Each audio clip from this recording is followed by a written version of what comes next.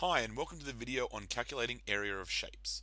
By the end of this video, you should be able to find the area of squares, rectangles, and triangles, as well as composite shapes. So let's take a look. Shapes have formulas which allow us to quickly substitute values into in order to find the areas. Here are our three basic shapes that we learnt about last year. First of all, the square.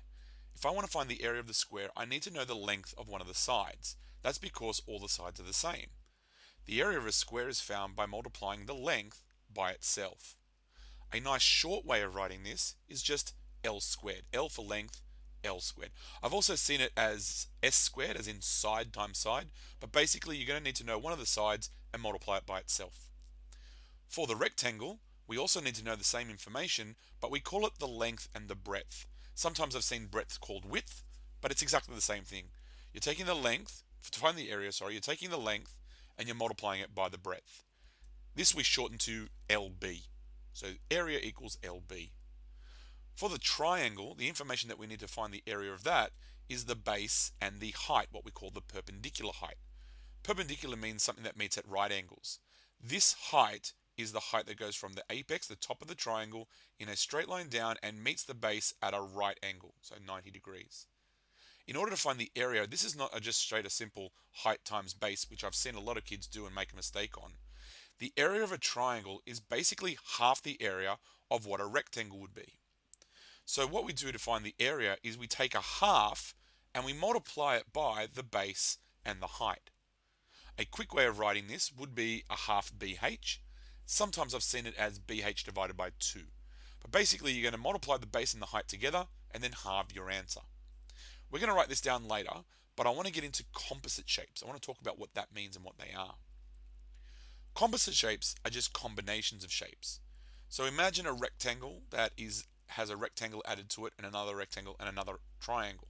This is a composite shape because it has a whole bunch of areas added to it. But it doesn't just have to be added to.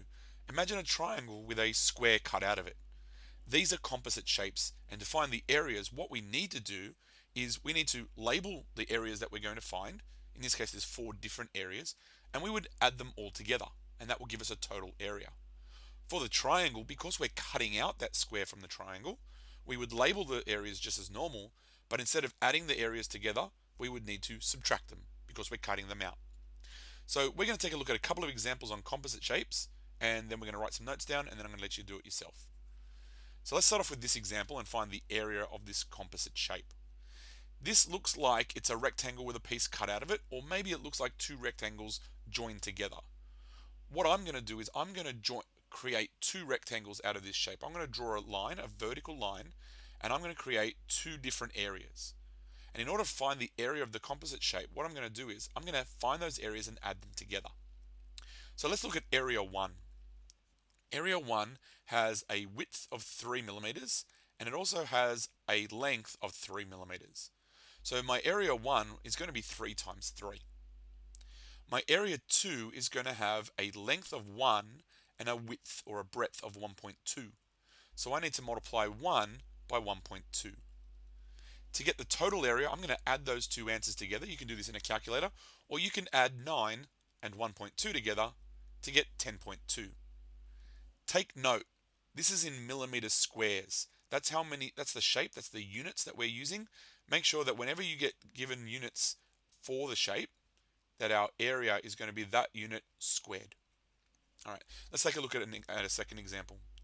Here we have what looks like a big rectangle with a triangle cut out from it. So what we're going to need to do is take that big rectangle, call it area 1, and that triangle and call it area 2, and what we're going to need to do is subtract them.